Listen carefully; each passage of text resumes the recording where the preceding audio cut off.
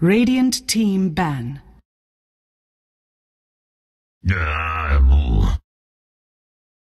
Dire team ban.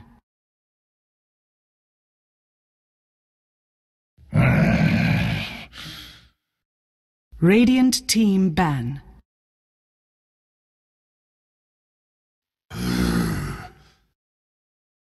Dire team pick. Gyrocopter!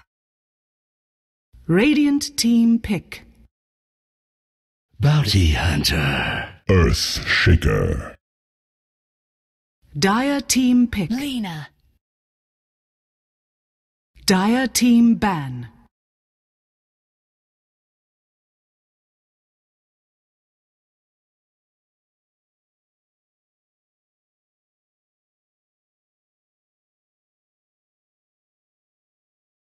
Ten seconds remaining.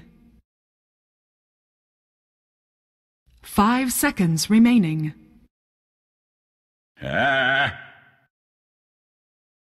Radiant team ban.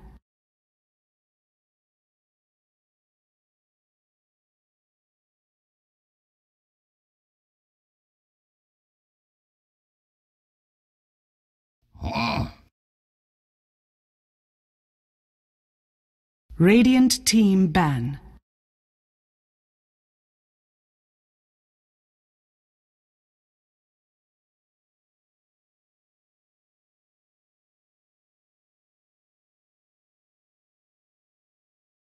Ten seconds remaining. 5 seconds remaining. Reserve time.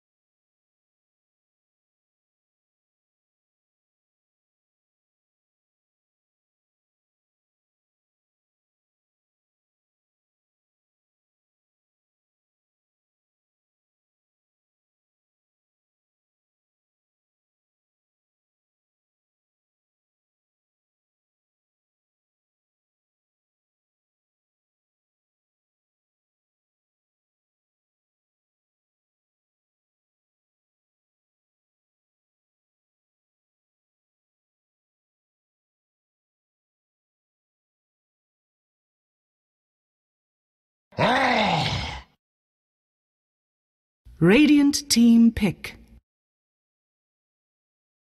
Queen of Pain. Dire team pick.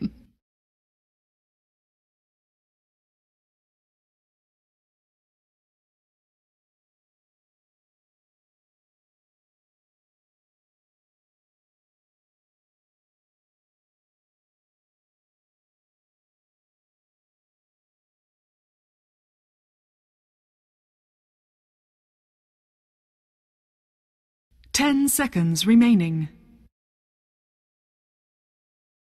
5 seconds remaining. Reserve time. Dazzle. Radiant team pick.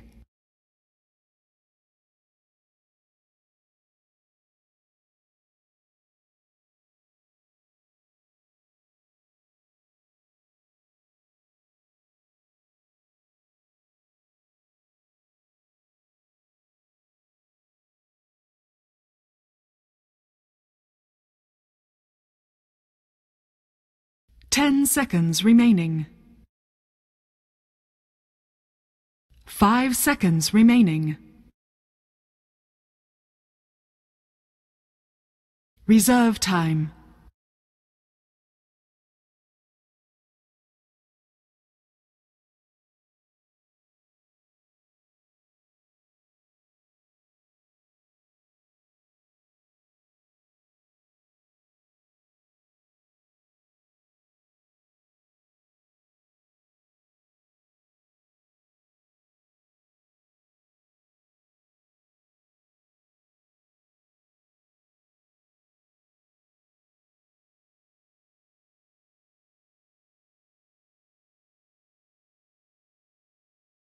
Luna.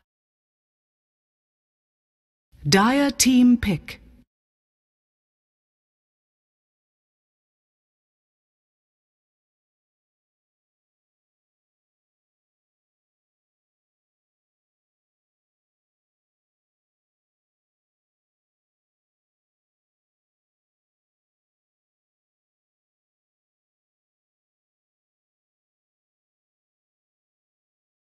Ten seconds remaining.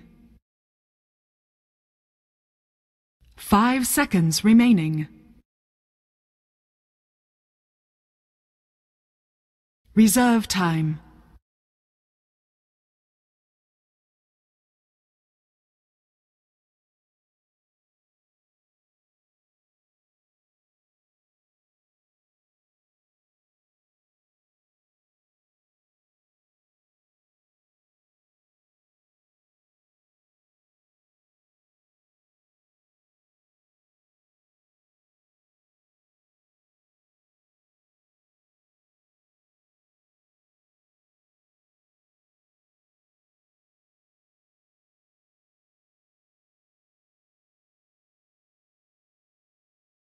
Naga Siren. Radiant team ban.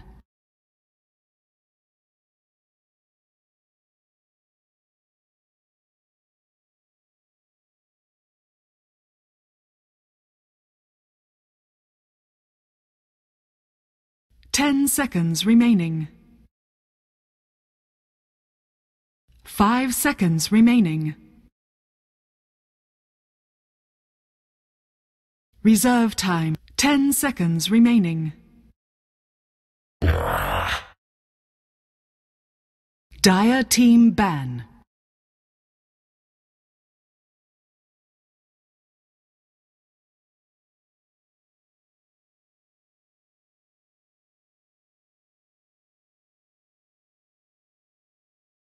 Ten seconds remaining. 5 seconds remaining. Radiant team pick.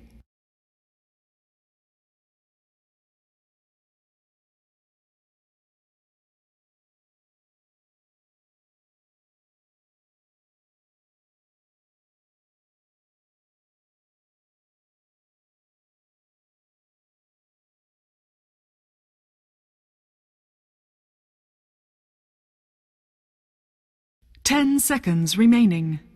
Winter Wyvern. Dire team pick. Wind Ranger at your service.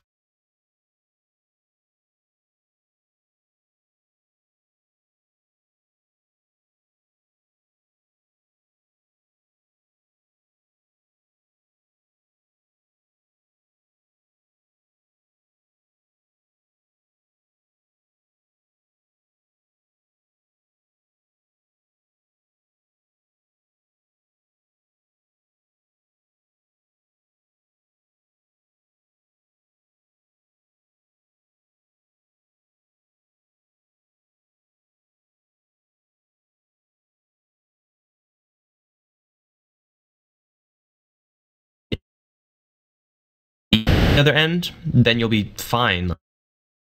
Like, there's no ways that,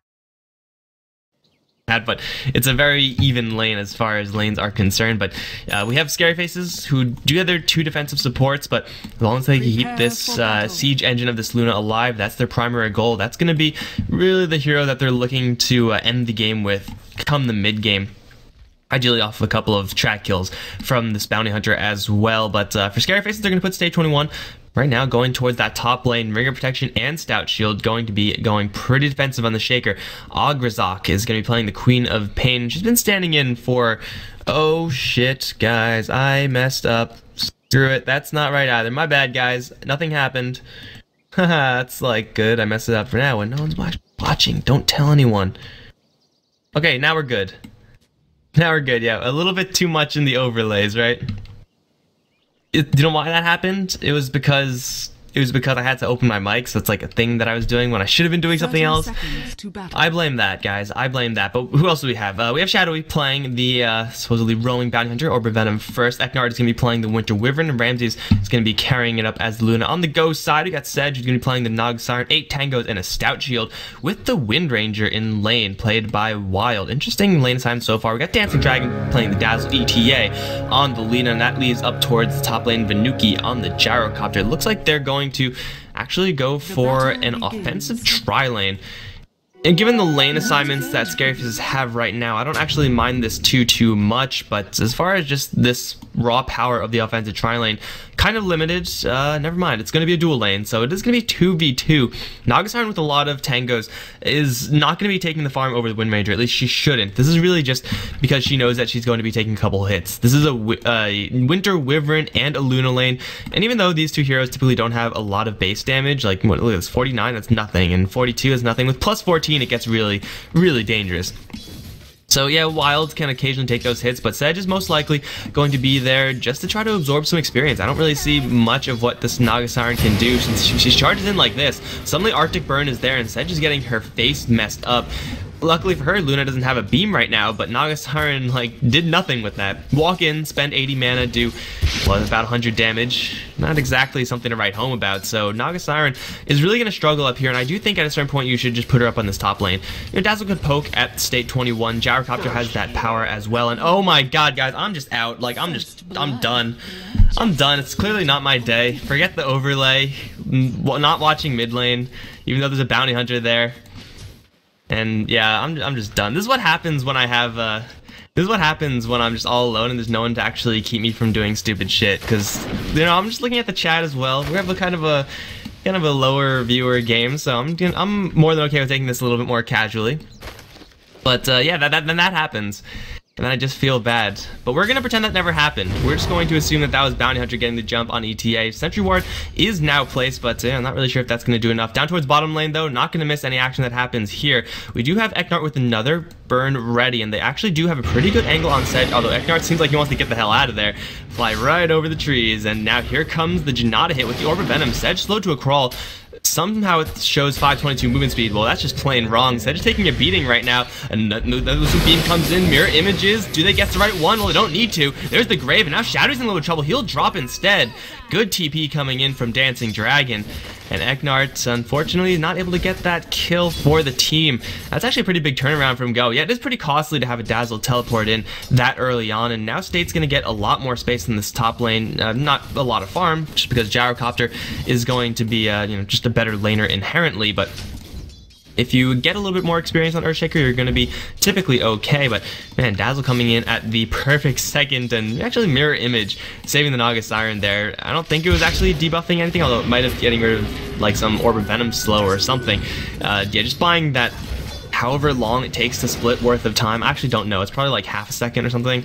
It was enough. It definitely was enough. So yeah, they actually do turn things around, get the kill on this Bounty Hunter, making it even 1-1 game right now. But over towards mid, ETA getting into a man fight. I thought this was impossible because it was a Sentry, but Queen of Pain doing a lot of damage to Lina. Will get the kill, sees the courier as well. No bottles there. Queen of Pain does have a bottle plus a lot of regen. Are they going to dive this? They won't even need to. It's a double kill for Agrazok as they just sit in the mid lane.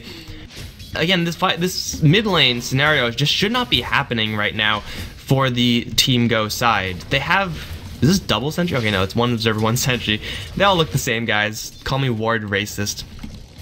But yeah, I don't see color like that. The Sentry Ward should have prevented the Bounty Hunter completely from getting the jump on the ETA. And yeah, the Queen of Pain at this point is a little bit more far ahead of the Lina. She shouldn't be able to get those kills really in any scenario. So not really sure what's happening with this mid lane. Queen of Pain now has a little bit of an advantage, and Agrazok is just as a Queen of Pain, not really the hero that you want to give said advantage. Now with an Invis rune, can't do anything with it unfortunately, but man, Bounty Hunter already level 3 at this point. Formants in. Agrazok getting into another fight with ETA. Shadow Strike is gonna land, and ETA still, well, actually does have his bottle. And Queen of Pain getting into a man fight right now. He's got to watch out. Turn around for a scream if he was super greedy, but no, he won't. He'll back off to the double damage rune, and then I'm pretty sure he'll look to re-engage here. He'll have a lot more bottling to go, and well, Lina will see this one coming, but will it matter? Fortunately for the Lina, it is nighttime, and Shadowy looks like he just wants to get rid of a couple of wards. We'll eat them all, but Dancing Dragon, he's going to get the brunt of the double damage rune. He'll try to Grave TP. Looks like that will stick. But now there's no Grave, no TP available for ETA. And ETA is going to be running into a pretty dangerous area right now. Just 1v1 versus the Queen of Pain, not where you want to be, especially with two-man Queen of Pain landing. ETA is going to get obliterated by the Winter Wyvern and Splinter Blast. Now they're onto Sedge. There's no Grave this time for the Naga Siren. She'll drop as well, giving a double kill to Eknart. Just like that, Ogrzok now level 6. Oh, this is a dangerous game already for Team.GO. That was not a good position for a Lina to be in, and Naga Siren again, not a really useful hero in the early stages. This is for exactly that reason why I wasn't really on board with this Naga Siren pick, because, you know, if it's a Rubik there, if it's an Earthshaker there, you might actually be able to save the Lina. It isn't pretty, you might sacrifice yourself for it, but yeah, it is a possibility. Naga Siren, it's an impossibility, especially when she has level 2 mirror image, which I guess was a necessity just to save herself from last time, but now this time, man, maybe an Ensnare would have done it. I'm kind of doubtful about that, though. The Bounty Hunter level 4 is going to be continuously stalking this mid lane, and for the Queen of Pain, actually gone for Power Treads. With such an advanced start for this Queen of Pain, I actually really do like Dagon build. I know a lot of people are just like, ugh, Dagon Queen of Pain, what a scrub build, but hey, if you actually do have a Luna on your team as well, you can actually get away with just sheer burst, and they're going to find Eknart down towards the bottom lane with a Shackle Shot. That's only level 1, so it won't do that much, but oh, Shadowy sees a Courier. Kapow! No, Kapow, there it is. That's a Courier down, boots down also on this Lina, which may be relevant because SCARYFACEZ, they're positioning themselves as if they want to dive. ETA potentially in a little bit of trouble right now. Bounty Hunter's cutting around from the north. There's a blink in. Shadow Strike. Ogrzok just wants to dodge the LSA, and he will do so. Lining up a Sonic Wave, or at least trying to, as Shadowy is going to come right in. He has to bottle up just a little bit more, and now they see Dancing Dragon. He does have a Grave available, but he really doesn't want to use it on himself at all possible. Sonic Wave will make it impossible. Ogrzok draws a kill, and at the same time, that could get a kill on the Wind Ranger down towards bottom because the Naga Siren has left. Blink forward scream. They're going to catch ETA one more time. Shadowy with a big Janata hit is going to help Ogrzok get that kill. Net onto Shadowy in tower range. May get this kill? Yes, it will. Barely. They'll get the kill on the Bounty Hunter, but it's a small price to pay for SCARYFACEZ. A super small price because this mid lane is being completely crushed by Ogrzok. 5-0 and 2 on Queen of Pain has gotten runes like clockwork. And the Luna is clearly doing pretty well herself without using the Eclipse even. I'm not really sure what happened there. Probably just Wind Ranger got hit with a Splinter Blast and used a really poorly timed Wind Run, something like that. I don't know, but bottom lane either way was a kill for SCARYFACEZ, and now they're looking for top. Nuki has been farming very comfortably up in this top lane, not for long perhaps. They're going to fissure, but the opponent's already there, but the burst damage from these two is huge. Double Missile's going to land, but Shadowy's going to limp away regardless of that fact. Earthshaker didn't even need his Echo Slam there. I thought for sure they would have been short on the damage, but this is what happens when you have an off-lane Shaker with no real active support to poke at him. He'll get a lot of experience, and a level 3 Fissure did connect, and that's 225 damage. That was Aftershock damage as well, so I guess 275. That's a lot of damage towards a Gyrocopter. At the exact same time, Bounty Hunter made his arrival with a level 3 Shuriken Toss. That does give Shadowy also his level 6. So 9-2 right now, and SCARYFACEZ is looking to keep this train rolling. Going back to this Dagon potential selection, it isn't going to happen since it is going to be an Oblivion staff build, but over towards top lane. State needs to get body blocked a lot if they're going to get this kill. He's actually going to turn things around with the Fissure, going to connect onto 2. There's not enough mana to follow up, so will just back off. But man, I really like getting Dagon in this situation because you know that you are trying to end the game fairly early. You want to just be pushing with this Luna's damage and using this Queen of Pain, who's already off to a really good snowballing start to get these kills. And if you get the Dagon, you get in, get out, easy peasy. Orchid is a kind of similar item in that regard. Like, it is an item that helps you keep up the aggression a little bit slower than the Dagon just because it's more expensive, harder to build. But now it's Dancing Dragon in a little bit of trouble once again. He's going to Grave himself, straight TP out. And Ogrzok, he's just going to let that happen. He actually sees a better target in this Gyrocopter. There's a creep wave that will be cleaned up, and a creep wave will actually be coming in. Blink forward, Ogrzok, they really want this kill. Rocket Barrage is going to be a pretty nice tool here. Shadowy's going to feel the brunt of it first. He will slip away around the trees, and with the Fissure, they'll get the kill.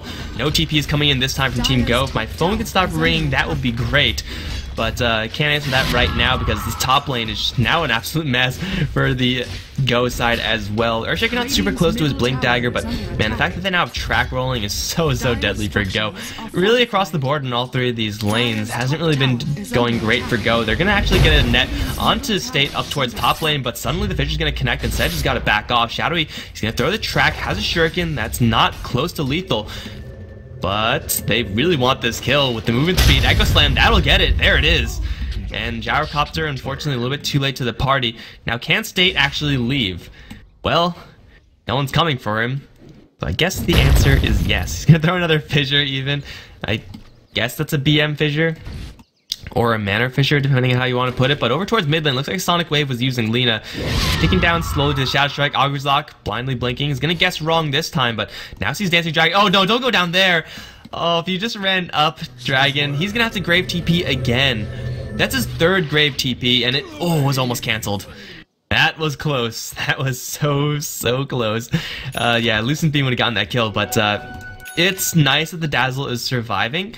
But Dancing Dragon has used 1 TP to get to this bottom lane, and then 3 TPs to just make him not die. And that really does add up. His net worth is 550. You start out with more gold than that. So he's been actively losing gold in this game while trying to keep himself alive. I think if he actually died, Augur's Lock is going to get to another fight over in mid lane. There's a Laguna Blade in 12 seconds. Augur's Lock needs some help from the Embrace. There it is. And now he actually turned things around with another Scream of Pain. ETA is going to get cursed up. That'll kill off the lead with another Scream. Sedge in a little bit of trouble again. And Splinter Blast is there. Right click should get this kill pretty easily. Grave in 10 seconds. Not in time. Augur's Lock sees another one. He's going to go in. He's going to think about going in. Stick charges, bottling up. Power shot from long range, though. Gonna get the kill as Wild makes his appearance, but still it's a small price to pay for SCARYFACEZ. Actually, no, that's probably a big price to pay, but man, across the board they're okay with making these types of trades because the Queen of Pain is still getting a lot more. Luna's getting a lot of farm. We even has Shadowy stalking a very low HP Gyrocopter. Unfortunately, no mana for a last shuriken toss, so he's gonna get himself out of there. While the Queen of Pain is styling on the Go side, over in the mid lane, Ramses is pushing down bottom. They very easily claim that tower, and yeah, the Queen of Pain loss is pretty steep actually, but it's not even, we don't even see it. Where the hell is it? Okay, well, she did die, right? Yeah, so it's 1,000 gold for the Wind Ranger. Not really sure where that happened in the gold experience graph, but sometimes it just breaks. Hence where Mike Loris. I don't know what you guys are talking about in the chat, so I can't answer anything. But it's 13 for 3.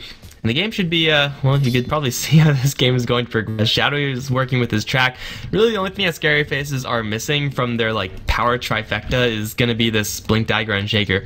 Once that happens, then all hell is going to break loose, and Go need to get some more pickoffs with this Laguna Blade. They need this Wind Ranger to start being super active, and you don't want your Wind Ranger to be super active this early on. You'd rather wait a little while longer, but we have Shadowy with the Blink in Scream. Venuki's in a lot of trouble right now. He's going to drop the missiles, which will slow down the advance from SCARYFACEZ, but the Grave will time out soon, and there's a Sonic Wave available, will be thrown, will connect, onto 2 even. That's going to be 1 track kill, 2nd track kill coming right up, and someone's going to cancel their TP.